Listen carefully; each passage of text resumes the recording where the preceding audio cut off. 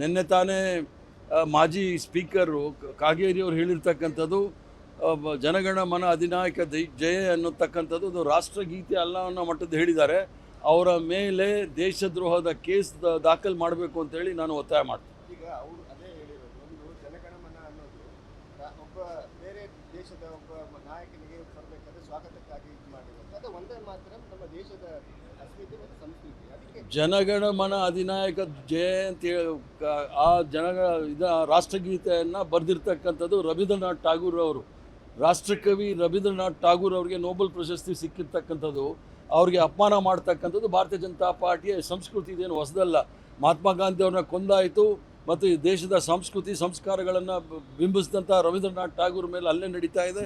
ಇದನ್ನು ನೋಡಿದಾಗ ಇವರು ದೇಶದ್ರೋಹಿಗಳು ಅಂತೇಳಿ ಭಾಳ ಸ್ಪಷ್ಟವಾಗಿ ಸಾಬೀತು ಮಾಡ್ತಾ ಇದ್ದಾರೆ. ಈಗ ರಾಜ್ಯದಲ್ಲಿ ಮುಖ್ಯಮಂತ್ರಿ ಬದಲಾವಣೆ ಬಗ್ಗೆ ಆ ಥರದ ಚರ್ಚೆಗಳು ಆಗ್ತಾ ಇರಬೇಕಾದ್ರೆ ಡಿ ಕೆ ಶಿವಕುಮಾರ್ ಮತ್ತು ಕೆಲವು ನಾಯಕರು ಡೆಲ್ಲಿಗೆ ಹೋಗ್ತಾ ಇದ್ದಾರೆ. ಆದರೆ ಡೆಲ್ಲಿಗೆ ಯಾರು ಬರಬೇಡಿ ಅಂತ ಹೈಕಮಾಂಡ್ ಆದರೂ ಹೇಳಿದ್ರು ಕೂಡ ಹೋಗ್ತಾ ಇರೋದು ಏನು ಅದರ ಮಾತು? ಡೆಲ್ಲಿಗೆ ಹೋಗೋದು ಇದಕ್ಕೆ ಅನ್ನೋದೇನು ಗೊತ್ತಿದೆ ನಿಮಗೆ? ಡೆಲ್ಲಿಗೆ ನಾನು ದಿನ ಹೋಗ್ತಾ ಇರ್ತೀನಿ, ಬರ್ತಾ ಇರ್ತೀನಿ. ನಾವು ಎಲ್ಲ ಕಡೆ ಓಡಾಡ್ತಾ ಇರ್ತೀವಿ. ಡೆಲ್ಲಿ ಎಲ್ಲರೂ ಓಡಾಡ್ತಾ ಇರ್ತಾರೆ. ಆದ್ದರಿಂದ ಅದರಲ್ಲಿ ತಪ್ಪು ತಿಳ್ಕೊಳ್ಳೋವಂಥದ್ದು ಏನೂ ಬೇಕಾಗಿಲ್ಲ. ಅದೇನೇನೋ ಕ್ರಾಂತಿ, ನವಂಬರ್ ಕ್ರಾಂತಿ, ಭ್ರಾಂತಿ, ವಾಂತಿ, ಆಮೇಲೆ ಸಂಕ್ರಾಂತಿ, ಆಮೇಲೆ ಯುಗಾದಿ ಎಲ್ಲ ಬರ್ತಾ ಇರುತ್ತೆ. ಅದನ್ನು ನೋಡ್ತಾ ಇರ್ಬೇಕು. ನವಂಬರ್ ಕ್ರಾಂತಿ ಹೇಳಿದ್ರೆ ನಿಮ್ಮ ಕಾಂಗ್ರೆಸ್ ಅಲ್ಲ ಹೇಳ್ತಾ ಇರ್ತಾರೆ, ಆವಾಗ ಹೇಳ್ತಾ ಇರ್ತಾರೆ. ನೀವು ಕೇಳ್ತೀರ, ಏನಾದರೂ ಹೇಳಬೇಕಲ್ಲ, ಅದಕ್ಕೆ ಹೇಳಬೇಕಾಗುತ್ತೆ. ಏನೇ ತೀರ್ಮಾನ ತೆಗೆದುಕೊಂಡ್ರೂ ಕೂಡ ನಾವು ಆವಿನಪುರದಿಂದ ನಾವು ತೀರ್ಮಾನಗಳನ್ನು ಮಾಡೋದಿಲ್ಲ.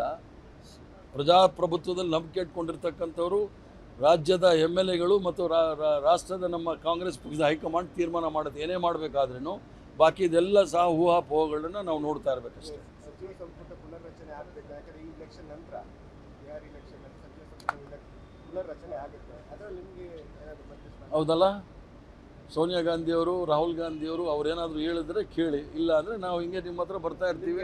ಆಮೇಲೆ ನಿಮಗೆ ನ್ಯೂಸು ಇರೋದಿಲ್ಲ. ನಿಮಗೆ ನ್ಯೂಸ್ ಬೇಕಂದ್ರೆ ವಿರೋಧ ಮಾಡುವವರು ಒಮ್ಮೆ ಶಾಖೆಗೆ ಬಂದು ನೋಡಿ ಅಂತ ಹೇಳಿ ಪ್ರಭಾಕರ್ ಭಟ್ ಹೇಳ್ತಾರೆ.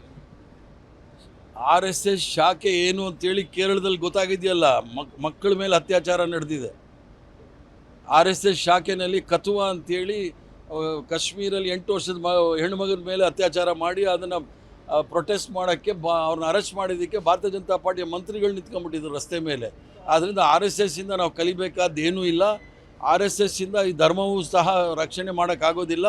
5000 ವರ್ಷ ಇತಿಹಾಸ ಇರ್ತಕ್ಕಂಥದ್ದು ಈ ಸನಾತನ ಧರ್ಮ ಆಗಲಿ ಹಿಂದೂ ಧರ್ಮಕ್ಕಾಗಲಿ ಅಪಾಯ ಈ 100 ವರ್ಷದಿಂದ ಆಗಿದೆ. RSS ಅವರು ಹುಟ್ಟಿದ ಮೇಲೆ ಏನಾದರೂ ಧರ್ಮಕ್ಕೆ, ರಾಷ್ಟ್ರಕ್ಕೆ ಏನಾದರೂ ಅಪಾಯ ಅನ್ನೋದಿದ್ದರೆ ಅದು 100 ವರ್ಷ RSS ಹುಟ್ಟಿದಾಗಿಂದ ಆಗಿದೆ. ಆದ್ದರಿಂದ ಅದರ ವಿರುದ್ಧವಾಗಿ ನಾವು ಇರ್ತಕ್ಕಂಥದ್ದು. ಅಲ್ಲಲ್ಲ, ಅವರಿಂದ ನಾವು ಕಲಿಯೋದೇ ಬೇಕಾಗಿಲ್ಲ. ಒಂದು ತಾಲಿಬಾನ್ ಅವರು ಕರೀತಾರೆ, ತಾಲಿಬಾನ್ ಅವ್ರನ್ನ ಕರೆಸ್ಕೊಂಡಿದ್ದಾರಲ್ಲ.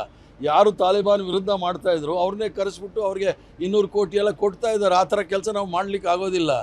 ನಾವು ಜಾತ್ಯತೀತ ತತ್ವದಲ್ಲಿ ನಂಬಿಕೆ ಇಟ್ಕೊಂಡಿರ್ತಕ್ಕಂಥದ್ದು, ಬಹುತ್ವದಲ್ಲಿ ನಂಬಿಕೆ ಇಟ್ಕೊಂಡಿರ್ತಕ್ಕಂಥದ್ದು, ಸಂವಿಧಾನದಲ್ಲಿ ನಂಬಿಕೆ ಇಟ್ಕೊಂಡಿರ್ತಕ್ಕಂಥವ್ರು, ತ್ರಿವರ್ಣ ಧ್ವಜದಲ್ಲಿ ನಂಬಿಕೆ ಇಟ್ಕೊಂಡಿರ್ತಕ್ಕಂಥದ್ದು, ರಾಷ್ಟ್ರ ಗೀತೆಯಲ್ಲಿ ನಂಬಿಕೆ ಇಟ್ಕೊಂಡಿರ್ತಕ್ಕಂಥವ್ರು. ಇವ್ರಿಗೇನಾದರೂ ಅದರಲ್ಲಿ ನಂಬಿಕೆ ಇದೆ ಅಂತ ಹೇಳಿ ಅವಾಗ ನಾವು ಹೋಗ್ತೀವಿ. ಅದರ ವಿರುದ್ಧ ಇರ್ತಕ್ಕಂಥವ್ರು ರಾಷ್ಟ್ರದ್ರೋಹಿಗಳು. ಈ ವೋಟರ್ಸ್ ID ನೀವು ಯಾವುದೇ ಎಲೆಕ್ಷನ್ ಆಗುವಾಗ ಬರ್ತಾರೆ ನಿಮ್ಮ ಹತ್ರ. ನಾವು ನಿಮ್ಮನ್ನ ಇಲ್ಲ ಹಳೇದೇ ಎಲೆಕ್ಷನ್ನಲ್ಲಿ ಇವರು ವೋಟ್ ಮಾಡಿದಾರಲ್ಲ. ಹರಿಯಾಣದಲ್ಲಿ ನಾವು 22,000 ಫರ್ಜಿ ವೋಟ್ಗಳು ಇವ್ರು ಹಾಕಿದ್ದಾರೆ. ಅಂದರೆ ನಾವು ಇರೋದು ಅಲ್ಲಿ 2 ಕೋಟಿ ವೋಟರ್ಸು. ಇವ್ರು ಯಾವ ರೀತಿ ಮಾಡಿದ್ದಾರೆ ಅನ್ನೋದು ಲೆಕ್ಕ ಹಾಕ್ಕೊಳ್ಳಿ. ಅಂದರೆ ಈ ಪೋಸ್ಟಲ್ ಬ್ಯಾಲೆಟಲ್ಲಿ ಇರುತ್ತೆ ನೋಡಿ, ಯಾವಾಗಲೂ ಸಹ ಭಾರತೀಯ ಜನತಾ ಪಾರ್ಟಿಯವರು ಮುಂದಿರೋರು. ಮೊದಲನೇ ಬಾರಿಗೆ ಭಾರತೀಯ ಜನತಾ ಪಾರ್ಟಿಗೆ 18 ಓಟು, ನಮಗೆ 73 ಓಟು. ಎಲ್ಲ ಎಕ್ಸಿಟ್ ಪೋಲ್ ಇದೆಯಲ್ಲ, ಎಕ್ಸಿಟ್ ಪೋಲು ಮತ್ತು ಸರ್ವೆ ಮಾಡೋದು ಬೇರೆ. ಎಕ್ಸಿಟ್ ಪೋಲ್ ಭಾಳ ಎಲ್ಲ ಯಾವುದೇ ಚಾನಲ್ ಹೇಳಿಲ್ಲ ನಾವು ಸೋಲ್ತೀವಿ ಅಂತ ಹೇಳಿ. ಅಷ್ಟು ಇರುವಾಗಲೂ ಕೂಡ ನಾವು ಸೋಲ್ಬೇಕಂದ್ರೆ ಇವ್ರು ಮಾಡಿರ್ತಕ್ಕಂಥ ವೋಟರ್ ಲಿಸ್ಟ್ ದಾಂಧಲೆ ಮಾಡಿ ಇವ್ರು ಮಾಡಿರ್ತಕ್ಕಂಥ. ಅಂದರೆ ಇವರು ಓಟು ಯಾರು ಕದೀತಾ ಇದ್ದಾರೆ ಅಂದರೆ, ಯಾರು ಕಾಂಗ್ರೆಸ್ ಪಕ್ಷಕ್ಕೆ ಅಚಲವಾದ ಬೆಂಬಲವನ್ನು ಕೊಡ್ತಾರೆ ನೋಡಿ, ಹಿಂದುಳಿದ ವರ್ಗದವರು, ದಲಿತರು, ಆದಿವಾಸಿಗಳು, ಅಲ್ಪಸಂಖ್ಯಾತರ ಓಟನ್ನು ಇವರು ಕಳ್ತನ ಮಾಡಿ ಅವ್ರು ಓಟ್ ಮಾಡ್ದಂಗೆ ಮಾಡ್ತಾ ಇದ್ದಾರೆ. ಅಂದರೆ ಅವರಿಗೆ ಪ್ರಜಾತಂತ್ರದಲ್ಲಿ ಜಾಗ ಇಲ್ಲ ಅನ್ನೋದನ್ನು ಸಾಬೀತು ಮಾಡಲಿಕ್ಕೆ ಪರೋಕ್ಷವಾಗಿ ಇವ್ರು ಮಾಡ್ತಾ ಇರ್ತಕ್ಕಂಥ. ಈಗ ಕಾಂಗ್ರೆಸ್ ಪಕ್ಷದಲ್ಲಿ ಹಲವು ಮಂದಿ ಶಾಸಕರು RSS ಹಿನ್ನೆಲೆಯಿಂದ ಬಂದಂಥವ್ರು ಅಂತ ಹೇಳ್ತಾರೆ. ಏನು ಹೇಳ್ತಾರೆ? ಇನ್ನು ನನಗೆ ಗಮನಕ್ಕೆ ಯಾರೂ ಬಂದಿಲ್ಲ. RSS ಹಿನ್ನೆಲೆ ಅಂತ ಯಾರೂ ಬಂದಿರ್ತಕ್ಕಂಥವ್ರು ಅಂಥವ್ರು ಜಾಸ್ತಿ ಏನಿಲ್ಲ. ಒಂದು 2-3 ಜನ ಬಂದಿರ್ಬೋದು ಅಷ್ಟೇ. ಅಂದರೆ ಇಲ್ಲಿ ಅವರು ಅಲ್ಲಿನ ಸಂಸ್ಕೃತಿ ಬೇರೆ, ಇಲ್ಲಿನ ಸಂಸ್ಕಾರಗಳು ಬೇರೆ. ಆದ್ದರಿಂದ ಕಾಂಗ್ರೆಸ್ ಪಕ್ಷದಲ್ಲಿ ನಾವು ಬಹುತ್ವವನ್ನು ನಂಬಿಕೆ ಇಟ್ಕೊಂಡಿರ್ತಕ್ಕಂಥವ್ರು. ಅದು ನಂಬಿಕೆ ಇಟ್ಕೊಂಡಿರೋರು ಯಾರು ಬೇಕಾದರೂ ಬರ್ಬೋದು. ಅವ್ರನ್ನ ನಾವು ಸುಧಾರಣೆ ಮಾಡ್ತೀವಿ. ಅವ್ರಿಗೆ ಏನಂತೀರ, ಅವ್ರಿಗೆ ಮತಾಂತರ ಅಂತ ನಾವು ಹೇಳೋಕ್ಕಾಗೋದಿಲ್ಲ. ಒಳ್ಳೆ ಸುಧಾರಣೆ ಆಗ್ತಾರೆ ಅವರು ಕಾಂಗ್ರೆಸ್ಸಿಗೆ ಬಂದರೆ. ಥ್ಯಾಂಕ್ ಯು, ನಮಸ್ಕಾರ. ನಿನ್ನೆ ತಾನೇ ಮಾಜಿ ಸ್ಪೀಕರು ಕಾಗೇರಿ ಅವರು ಹೇಳಿರ್ತಕ್ಕಂಥದ್ದು ಜನಗಣ ಮನ ಅಧಿನಾಯಕ ಜಯ ಅನ್ನತಕ್ಕಂಥದ್ದು ಅದು ರಾಷ್ಟ್ರಗೀತೆ ಅಲ್ಲ ಅನ್ನೋ ಮಟ್ಟದ್ದು ಹೇಳಿದ್ದಾರೆ. ಅವರ ಮೇಲೆ ದೇಶದ್ರೋಹದ ಕೇಸ್ ದಾಖಲು ಮಾಡಬೇಕು ಅಂತೇಳಿ ನಾನು ಒತ್ತಾಯ ಮಾಡ್ತೀನಿ. ಈಗ ಅವರು ಅದೇ ಹೇಳಿರೋದು, ಒಂದು ಜನಗಣಮನ ಅನ್ನೋದು ಒಬ್ಬ ಬೇರೆ ದೇಶದ ಒಬ್ಬ ನಾಯಕನಿಗೆ ಬರಬೇಕಾದ್ರೆ ಸ್ವಾಗತಕ್ಕಾಗಿ ಇದು ಮಾಡಿರೋದು. ಅದು ಒಂದೇ ಮಾತ್ರ ನಮ್ಮ ದೇಶದ ಅಸ್ಮಿತೆ ಮತ್ತು ಸಂಸ್ಕೃತಿ. ಅದಕ್ಕೆ ಜನಗಣ ಮನ ಅಧಿನಾಯಕ ಜಯ ಅಂತೇಳಿ ರಾಷ್ಟ್ರಗೀತೆಯನ್ನು ಬರೆದಿರ್ತಕ್ಕಂಥದ್ದು ರವೀಂದ್ರನಾಥ್ ಠಾಗೂರ್ ಅವರು.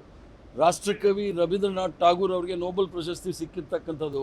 ಅವ್ರಿಗೆ ಅಪಮಾನ ಮಾಡ್ತಕ್ಕಂಥದ್ದು ಭಾರತೀಯ ಜನತಾ ಪಾರ್ಟಿಯ ಸಂಸ್ಕೃತಿ. ಇದೇನು ಹೊಸದಲ್ಲ. ಮಹಾತ್ಮ ಗಾಂಧಿ ಅವ್ರನ್ನ ಕೊಂದಾಯಿತು ಮತ್ತು ಈ ದೇಶದ ಸಂಸ್ಕೃತಿ ಸಂಸ್ಕಾರಗಳನ್ನು ಬಿಂಬಿಸಿದಂಥ ರವೀಂದ್ರನಾಥ್ ಠಾಗೂರ್ ಮೇಲೆ ಅಲ್ಲೇ ನಡೀತಾ ಇದೆ.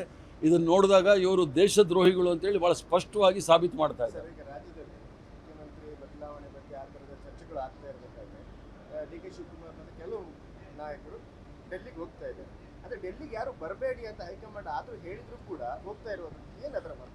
ಡೆಲ್ಲಿಗೆ ಹೋಗೋದು ಇದಕ್ಕೆ ಅನ್ನೋದೇನು ಗೊತ್ತಿದೆ ನಿಮಗೆ? ಡೆಲ್ಲಿಗೆ ನಾನು ದಿನ ಹೋಗ್ತಾ ಇರ್ತೀನಿ, ಬರ್ತಾ ಇರ್ತೀನಿ. ನಾವು ಎಲ್ಲ ಕಡೆ ಓಡಾಡ್ತಾ ಇರ್ತೀವಿ. ಡೆಲ್ಲಿ ಎಲ್ಲರೂ ಓಡಾಡ್ತಾ ಇರ್ತಾರೆ. ಆದ್ದರಿಂದ ಅದರಲ್ಲಿ ತಪ್ಪು ತಿಳ್ಕೊಳ್ಳೋವಂಥದ್ದು ಏನೂ ಬೇಕಾಗಿಲ್ಲ. ಅದೇನೇನೋ ಕ್ರಾಂತಿ, ನವಂಬರ್ ಕ್ರಾಂತಿ, ಭ್ರಾಂತಿ, ವಾಂತಿ, ಆಮೇಲೆ ಸಂಕ್ರಾಂತಿ, ಆಮೇಲೆ ಯುಗಾದಿ ಎಲ್ಲ ಬರ್ತಾ ಇರುತ್ತೆ. ಅದನ್ನು ನೋಡ್ತಾ ಇರ್ಬೇಕು. ನವಂಬರ್ ಕ್ರಾಂತಿ ಹೇಳಿದ್ರೆ ನಿಮ್ಮ ಕಾಂಗ್ರೆಸ್ ಲೀಡರ್ಗಳೇ ಅಲ್ಲ ಹೇಳ್ತಾ ಇರ್ತಾರೆ, ಆವಾಗ ಹೇಳ್ತಾ ಇರ್ತಾರೆ. ನೀವು ಕೇಳ್ತೀರಾ, ಏನಾದರೂ ಹೇಳಬೇಕಲ್ಲ, ಅದಕ್ಕೆ ಹೇಳಬೇಕಾಗುತ್ತೆ. ಏನೇ ತೀರ್ಮಾನ ತೆಗೆದುಕೊಂಡ್ರೂ ಕೂಡ ನಾವು ಆವಿನಪುರದಿಂದ ನಾವು ತೀರ್ಮಾನಗಳನ್ನು ಮಾಡೋದಿಲ್ಲ. ಪ್ರಜಾಪ್ರಭುತ್ವದಲ್ಲಿ ನಂಬಿಕೆ ಇಟ್ಕೊಂಡಿರ್ತಕ್ಕಂಥವ್ರು ರಾಜ್ಯದ MLAಗಳು ಮತ್ತು ರಾಷ್ಟ್ರದ ನಮ್ಮ ಕಾಂಗ್ರೆಸ್ ಪಕ್ಷದ ಹೈಕಮಾಂಡ್ ತೀರ್ಮಾನ ಮಾಡುತ್ತೆ ಏನೇ ಮಾಡಬೇಕಾದ್ರೂ. ಬಾಕಿ ಇದೆಲ್ಲ ಸಹ ಊಹಾಪೋಹಗಳನ್ನ ನಾವು ನೋಡ್ತಾ ಇರಬೇಕಷ್ಟೇ. ಸಚಿವ ಸಂಪುಟ ಪುನರ್ರಚನೆ ಆಗಬೇಕು. ಯಾಕಂದರೆ ಈ ಇಲೆಕ್ಷನ್ ನಂತರ ಬಿಹಾರ್ ಇಲೆಕ್ಷನ್ ಸಚಿವ ಸಂಪುಟ ಪುನರ್ರಚನೆ ಆಗುತ್ತೆ. ಅದರಲ್ಲಿ ನಿಮಗೆ ಏನಾದರೂ ಮತ್ತೆ ಹೌದಲ್ಲ, ಸೋನಿಯಾ ಗಾಂಧಿಯವರು, ರಾಹುಲ್ ಗಾಂಧಿಯವರು ಅವ್ರೇನಾದರೂ ಹೇಳಿದ್ರೆ ಕೇಳಿ, ಇಲ್ಲ ಅಂದರೆ ನಾವು ಹಿಂಗೆ ನಿಮ್ಮ ಹತ್ರ ಬರ್ತಾ ಇರ್ತೀವಿ. ಆಮೇಲೆ ನಿಮಗೆ ನ್ಯೂಸು ಇರೋದಿಲ್ಲ. ನಿಮಗೆ ನ್ಯೂಸ್ ಬೇಕಂದ್ರೆ RSS ಅನ್ನು ವಿರೋಧ ಮಾಡುವವರು ಒಮ್ಮೆ ಶಾಖೆಗೆ ಬಂದು ನೋಡಿ ಅಂತ ಹೇಳಿ ಪ್ರಭಾಕರ್ ಭಟ್ ಹೇಳ್ತಾರೆ. RSS ಶಾಖೆ ಏನು ಅಂತೇಳಿ ಕೇರಳದಲ್ಲಿ ಗೊತ್ತಾಗಿದೆಯಲ್ಲ. ಮಕ್ಕಳ ಮೇಲೆ ಅತ್ಯಾಚಾರ ನಡೆದಿದೆ. RSS ಶಾಖೆನಲ್ಲಿ ಕಥುವಾ ಅಂತೇಳಿ ಕಾಶ್ಮೀರಲ್ಲಿ 8 ವರ್ಷದ ಹೆಣ್ಣುಮಗನ ಮೇಲೆ ಅತ್ಯಾಚಾರ ಮಾಡಿ ಅದನ್ನು ಪ್ರೊಟೆಸ್ಟ್ ಮಾಡೋಕ್ಕೆ ಅವ್ರನ್ನ ಅರೆಸ್ಟ್ ಮಾಡಿದ್ದಕ್ಕೆ ಭಾರತೀಯ ಜನತಾ ಪಾರ್ಟಿಯ ಮಂತ್ರಿಗಳು ನಿಂತ್ಕೊಂಡ್ಬಿಟ್ಟಿದ್ರು ರಸ್ತೆ ಮೇಲೆ. ಆದ್ದರಿಂದ RSSಯಿಂದ ನಾವು ಕಲಿಬೇಕಾದ್ದೇನೂ ಇಲ್ಲ. RSSಯಿಂದ ಈ ಧರ್ಮವೂ ಸಹ ರಕ್ಷಣೆ ಮಾಡೋಕ್ಕಾಗೋದಿಲ್ಲ. 5000 ವರ್ಷ ಇತಿಹಾಸ ಇರ್ತಕ್ಕಂಥದ್ದು ಈ ಸನಾತನ ಧರ್ಮ ಆಗಲಿ, ಹಿಂದೂ ಧರ್ಮಕ್ಕಾಗಲಿ ಅಪಾಯ ಈ 100 ವರ್ಷದಿಂದ ಆಗಿದೆ. RSS ಅವರು ಹುಟ್ಟಿದ ಮೇಲೆ ಏನಾದರೂ ಧರ್ಮಕ್ಕೆ, ರಾಷ್ಟ್ರಕ್ಕೆ ಏನಾದರೂ ಅಪಾಯ ಅನ್ನೋದಿದ್ದರೆ ಅದು 100 ವರ್ಷ RSS ಹುಟ್ಟಿದಾಗಿಂದ ಆಗಿದೆ. ಆದ್ದರಿಂದ ಅದರ ವಿರುದ್ಧವಾಗಿ ನಾವು ಇರ್ತಕ್ಕಂಥದ್ದು. ಅಲ್ಲಲ್ಲ, ಅವರಿಂದ ನಾವು ಕಲಿಯೋದೇ ಬೇಕಾಗಿಲ್ಲ. ಒಂದು ತಾಲಿಬಾನ್ ಅವರು ಕರೀತಾರೆ. ತಾಲಿಬಾನ್ ಅವ್ರನ್ನ ಕರೆಸ್ಕೊಂಡಿದ್ದಾರಲ್ಲ, ಯಾರು ತಾಲಿಬಾನ್ ವಿರುದ್ಧ ಮಾಡ್ತಾಯಿದ್ರು ಅವ್ರನ್ನೇ ಕರೆಸ್ಬಿಟ್ಟು ಅವ್ರಿಗೆ 200 ಕೋಟಿ ಎಲ್ಲ ಕೊಡ್ತಾ ಇದ್ದಾರೆ. ಆ ಥರ ಕೆಲಸ ನಾವು ಮಾಡಲಿಕ್ಕೆ ಆಗೋದಿಲ್ಲ. ನಾವು ಜಾತ್ಯತೀತ ತತ್ವದಲ್ಲಿ ನಂಬಿಕೆ ಇಟ್ಕೊಂಡಿರ್ತಕ್ಕಂಥದ್ದು, ಬಹುತ್ವದಲ್ಲಿ ನಂಬಿಕೆ ಇಟ್ಕೊಂಡಿರ್ತಕ್ಕಂಥದ್ದು, ಸಂವಿಧಾನದಲ್ಲಿ ನಂಬಿಕೆ ಇಟ್ಕೊಂಡಿರ್ತಕ್ಕಂಥವ್ರು, ತ್ರಿವರ್ಣ ಧ್ವಜದಲ್ಲಿ ನಂಬಿಕೆ ಇಟ್ಕೊಂಡಿರ್ತಕ್ಕಂಥದ್ದು, ರಾಷ್ಟ್ರ ಗೀತೆಯಲ್ಲಿ ನಂಬಿಕೆ ಇಟ್ಕೊಂಡಿರ್ತಕ್ಕಂಥವ್ರು. ಇವ್ರಿಗೇನಾದರೂ ಅದರಲ್ಲಿ ನಂಬಿಕೆ ಇದೆ ಅಂತ ಹೇಳಿ ಅವಾಗ ನಾವು ಹೋಗ್ತೀವಿ. ಅದರ ವಿರುದ್ಧ ಇರ್ತಕ್ಕಂಥವ್ರು ರಾಷ್ಟ್ರದ್ರೋಹಿಗಳು. ಈ ವೋಟರ್ಸ್ ಐ ಡಿ ನೀವು ಯಾವುದೇ ಎಲೆಕ್ಷನ್ ಆಗುವಾಗ ಬರ್ತಾರೆ ನಿಮ್ಮ ಹತ್ರ. ನಾವು ನಿಮ್ಮನ್ನು ಇಲ್ಲ ಹಳೇದೇ ಎಲೆಕ್ಷನ್ನಲ್ಲಿ ಇವರು ವೋಟ್ ಮಾಡಿದಾರಲ್ಲ. ಹರಿಯಾಣದಲ್ಲಿ ನಾವು 22,000 ಫರ್ಜಿ ವೋಟ್ಗಳು ಇವ್ರು ಹಾಕಿದ್ದಾರೆ. ಅಂದರೆ ನಾವು ಇರೋದು ಅಲ್ಲಿ 2 ಕೋಟಿ ವೋಟರ್ಸು. ಇವ್ರು ಯಾವ ರೀತಿ ಮಾಡಿದ್ದಾರೆ ಅನ್ನೋದು ಲೆಕ್ಕ ಹಾಕ್ಕೊಳ್ಳಿ. ಅಂದರೆ ಈ ಪೋಸ್ಟಲ್ ಬ್ಯಾಲೆಟಲ್ಲಿ ಇರುತ್ತೆ ನೋಡಿ, ಯಾವಾಗಲೂ ಸಹ ಭಾರತೀಯ ಜನತಾ ಪಾರ್ಟಿಯವರು ಮುಂದಿರೋರು. ಮೊದಲನೇ ಬಾರಿಗೆ ಭಾರತೀಯ ಜನತಾ ಪಾರ್ಟಿಗೆ 18 ಓಟು, ನಮಗೆ 73 ಓಟು.